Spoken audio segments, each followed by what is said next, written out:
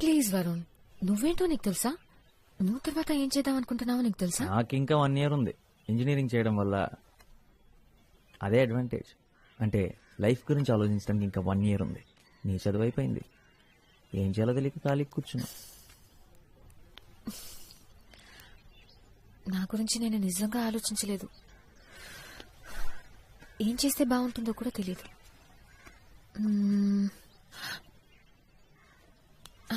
Actually నాకు తెలుసు, ఒకే ఒకటి. నువ్వు. నేను చూడాలి, నిన్ను కలవాలి రోజు. నాకింకేం అక్కర్లేదు. నిజం, నీకన్నా నా లైఫ్లో హ్యాపీనెస్ ఇచ్చేవి ఏవీ లేవు. ఓ ఎడిన్బర్గ్. ఎడిన్బర్గ్? నేను చెప్పింది చెప్పు. ఎడిన్బర్గ్. స్కాట్లాండ్. ఓ లండన్. మీ డాడీకి 3 కూతురులకి బాడీ గార్డ్ ఏం అక్కర్లేదా? నేను రానా? ఉంటే బాగుండేదిరా. విద్యాక రాకపోయి ఉంటే నేను ఎలాగోలాగా తీసుకెళ్లేదాన్ని. నిజంగా ఎంత ఆలోచించానో తెలుసా? కానీ అక్కుంటే కష్టం, కలవడమే కుదరదు. వాడాలి మిస్ యూరా. నేను కూడా నిన్ను మిస్ అవుతాను రా. ఏం చేయాలో తెలియడం లేదు నాకు. అయితే వచ్చే నా దగ్గరికి త్వరగా. పోనీ ఒక పని చేస్తావా? అదే ఎడిన్బర్గ్లో ఒక అమ్మాయి ఉంది. అమ్మాయి కోసం ఒకడు పిచ్చోడు అవుతున్నాడని చెప్పు. కొంచెం త్వరగా రమ్మని చెప్తావా? చెప్తా. నీ దగ్గరికి త్వరగా పంపిస్తాను.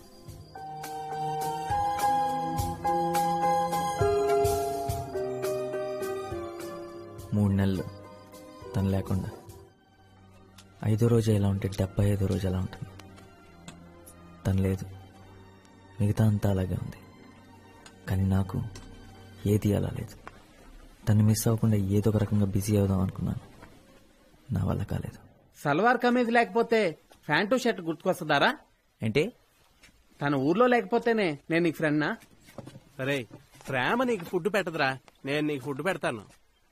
చూసావా, మటన్ బిర్యానీ కరెక్ట్ టైంకి తెచ్చాడు, తిను. తను వెళ్ళిపోయిన వెంటనే ఫస్ట్ డే నిద్ర లేచిన తర్వాత ఇక్కడ కడుపులో అదొక టైప్ ఎంటీ ఫీలింగ్ రా. అదేంటో అర్థం కాలేదు, కానీ ఆ తర్వాత అర్థమైంది తను లేనందువల్లేనని. ఇలా ఎప్పుడు జరగలేదురా నాకు. ఇది లవ్ ఫీలింగ్ కాదురా, క్యాష్ ఫీలింగ్. మన కాలేజీ బయట బాబా హోటల్లో డైలీ తింటే ఇలానే ఉంటుంది. నీ ఒక్కడికే కాదు, అందరికీ ఇలా అనిపిస్తుంది. బాబా హోటల్ స్పెషల్. అయ్యగా లేచారా? గీత, వెళ్ళి వేడిగా కాఫీ తీసుకురా. ఇంత పొద్దునే దర్శనం ఇచ్చారు, సంగతి ఏంటి సార్? పుష్ప ఆంటీ. పుష్ప ఆంటీయా? సుప్రభాత్ 8 గంటలకి. ఆవిడికి బాగా లేట్, నాకు బాగా ఎర్లీరా. అయితే ఈ రోజు నీకు చాలా బాగుంటుందిరా. ఎరా, బ్రష్ చేసుకున్నావా? స్నానం కూడా చేశాను. కాఫీ మా తెస్తానుండు.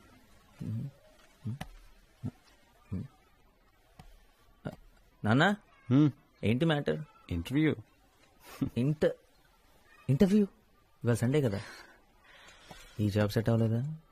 ఓ, 295 సొల్యూషన్స్ వాళ్ళు ఆల్రెడీ పీకేశారా? సరే, ఇంటర్వ్యూ దేనికోసం? చాలా ముఖ్యమైన దానికోసం. అమ్మా,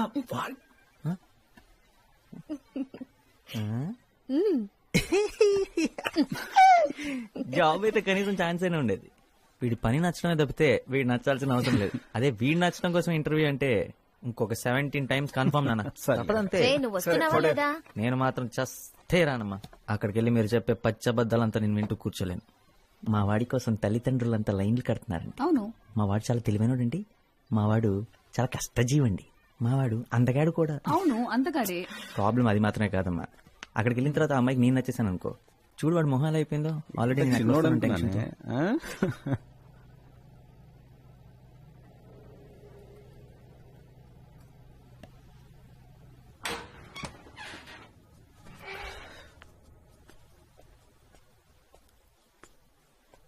రే అందరూ ఏరి నాన్నగారు స్కూటర్ కూడా కిందే ఉంది.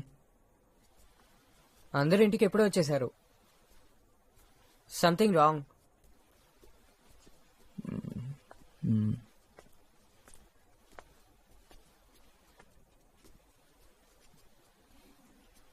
ఏమైంది పెళ్లి చూపులు? నచ్చలేదుందా? నువ్వు బట్టలు బాగోతుతో అంట్లు బాగుతా అని చెప్పాల్సింది కదా. ఏంట్రా ఫెయిలా? ఒకటి పోతే 16 ఉన్నాయి కదా. అప్పో మార్చి వరకు సెప్టెంబర్ ఉంది కదా.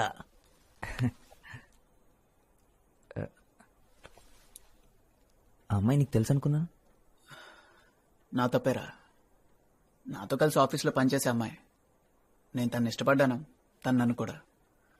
అమ్మతో చెప్పా, నాతో కూడా నేనే అన్నా వాళ్ళ ఇంటికి వెళ్ళి మాట్లాడదామని.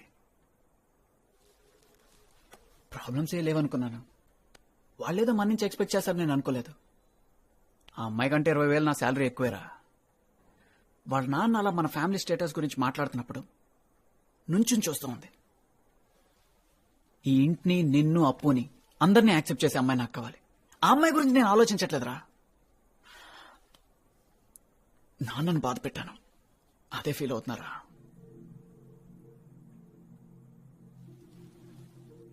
నేను పెద్ద తెలివైనాడిని కాదని నాకు తెలుసురా. ఎందుకంటే పెద్ద ఉద్యోగం నాకు దొరకదని కూడా నాకు తెలుసు. ఈ ఇంట్లో అంతా నేను మార్చలేనని నాకు తెలుసు. కానీ నాన్న ఏ రోజు నాకు వల్ల కష్టపడకూడదు అనుకున్నాను. ఈరోజు అది చేయలేకపోయాను. రేయ్ నాన్నకి నువ్వంటే ఎంత ఇష్టం నీకు తెలుసు కదా. అరే నేను చేయలేకపోయింది నాన్నకి నువ్వు అప్పు చేస్తారు కదా. రేయ్ పిచ్చోడ్లా మాట్లాడక. ఏంటిదంతా? అయినా ఇప్పుడు నాకెందుకు చెప్తున్నావు?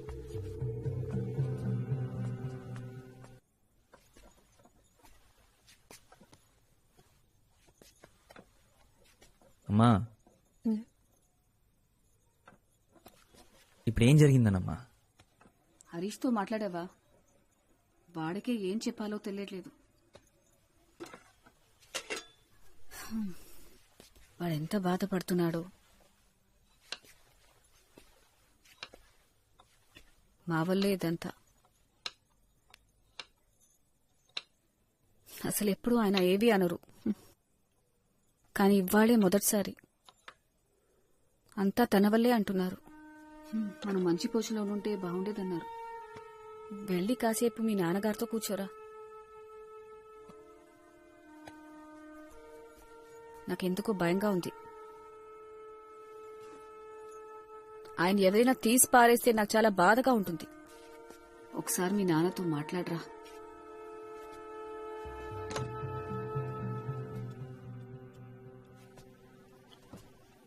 రావరణ్,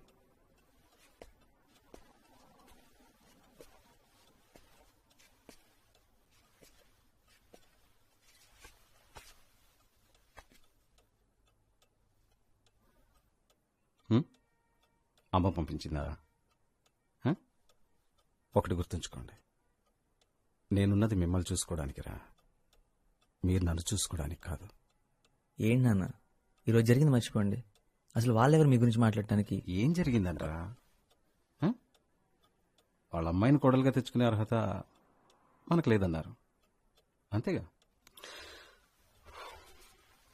they are entitled to their opinion.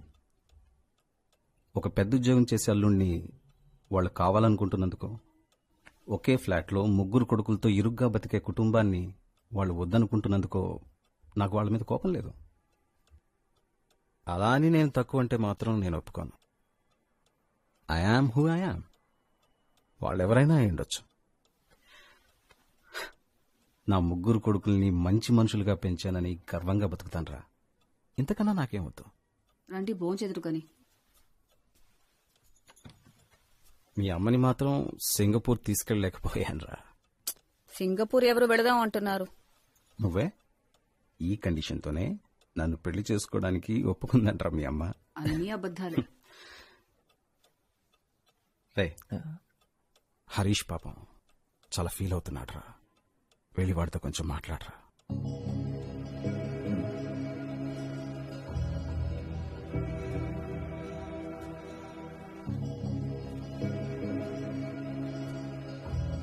నేను స్నానం చేసి వస్తాను.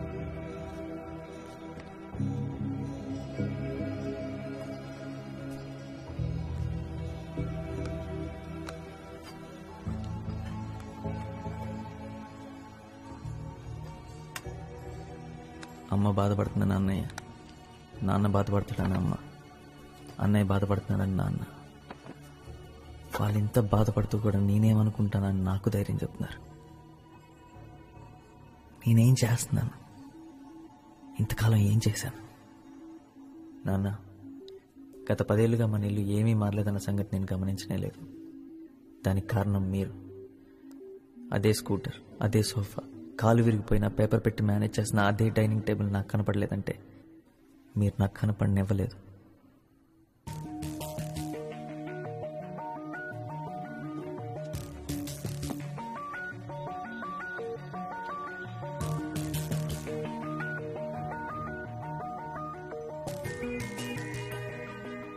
మీరు మా కోసం ఎంతో చేశారు నాన్న. మీకోసం, అమ్మ కోసం ఏదైనా చేయాలని ఉంది. మీరు ఫస్ట్ టైం ఫ్లైట్ ఎక్కితే చూడాలని ఉంది. దానికి కారణం నేను అవ్వాలని ఉంది.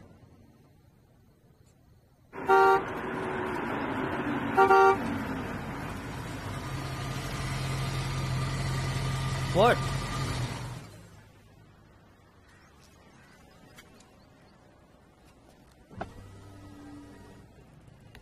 హే హ్యాండ్సమ్, నిత్య, లిఫ్ట్ కావాలా?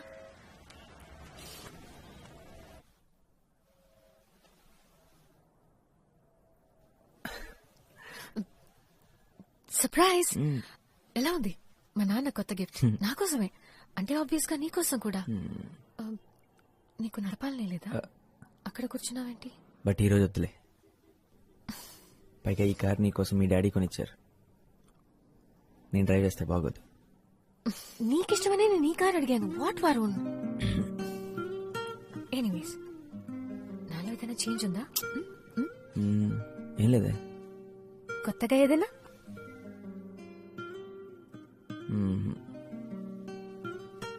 నా హెయిర్ ని కట్ చేశాను. ఓ, చిన్న కట్ చేసావు కదా? కాదు, పెద్దదిగా కట్ చేసుకున్నాను. Come on Varun. సరే, త్వరగా చెప్పు. డిన్నర్కి ఎక్కడికి వెళ్దాం? డిన్నర్కా?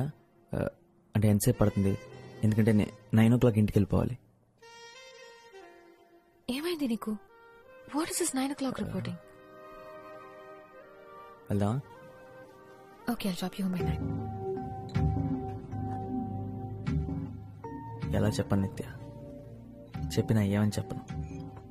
నేను నీకు తగనని చెప్పనా? నా బాధ్యతలు, పరిస్థితులు నీ మీద రుద్దలేనని చెప్పనా?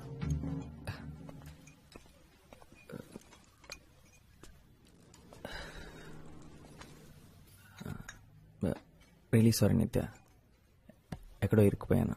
ఏదో పనుండి. పర్లేదు. నిత్య, నీకో విషయం చెప్దాం అనుకున్నాను. ఈ నవంబర్కి క్యాట్ ఎగ్జామ్స్ రాస్తున్నాను. ఆల్రెడీ కోచింగ్ కూడా జాయిన్ అయ్యాను. ఈసారి ఎలాగైనా MBA చేయాలనుకుంటున్నాను. నా బ్యాచ్మేట్స్ అంతా ముందే జాయిన్ అయిపోయారు. నేను కొంచెం లేట్గా జాయిన్ అయ్యాను. అందుకే ఈ మధ్య సార్ లేట్ వచ్చాను. పిచ్చి పిచ్చి షెడ్యూల్స్ నిద్రలో. అంతే కదా, నన్ను అనవసరంగా భయపెట్టావు. ఇంకా దాని సీరియస్ ఇష్యూ చెప్తాం అనుకున్నాను. ఇది సీరియస్ విషయం నిత్య. అబ్బా, నా ఉద్దేశం అది కాదు. You understand right? ఇదంతా నువ్వు ఎప్పుడు డిసైడ్ చేసావు? నీకు MBA చేయాలని ఉందని నాకు ముందెందుకు చెప్పలేదు? నేను కూడా నీతో జాయిన్ అయి ఉండేదాన్ని కదా. నీకు చదవాలని లేనప్పుడు నువ్వెందుకు జాయిన్ అవుతావు? నువ్వు ఉంటావు కదా.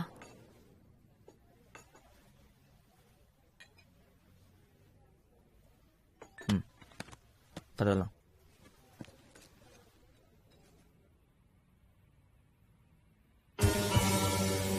ఇప్పుడు నేనేం చేసినా నీకు పిచ్చిగా నచ్చేది. ఇప్పుడు ఏం చేసినా అస్సలు నచ్చట్లేదు. నీకు నచ్చే